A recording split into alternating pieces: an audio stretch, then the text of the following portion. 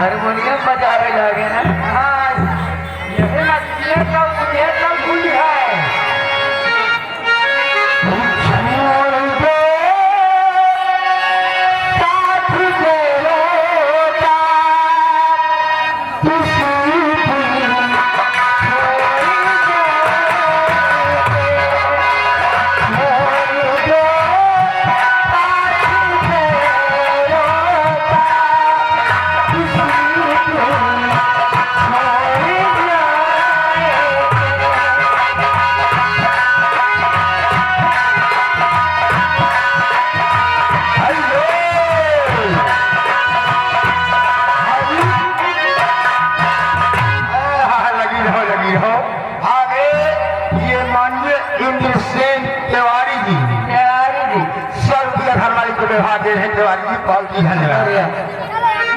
राजकुमार पूरे बाग निवासी घर मालिक को 50 का व्यवहार। धन्यवाद।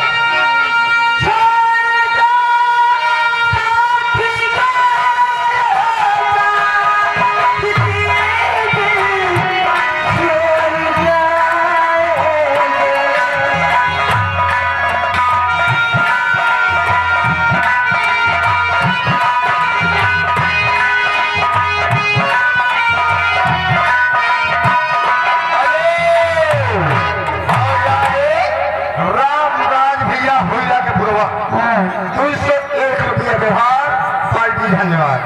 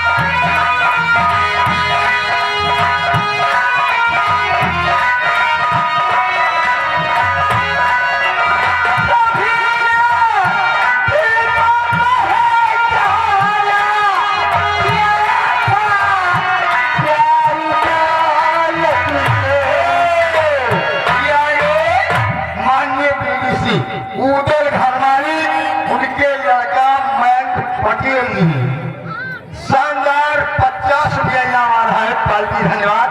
आगे सुनाइए मेरे आगे अजीत पटेल 10 रुपया इनाम पार्टी। धन्यवाद।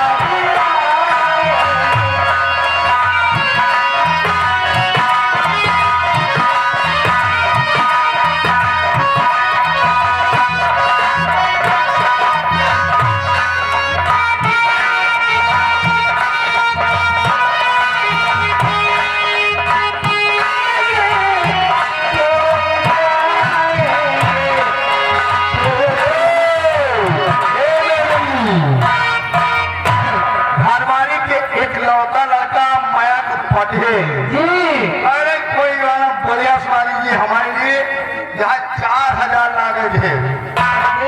हाँ कोई गाना सुना लीजिए, नाम मांगे उनसे। सुनाइए।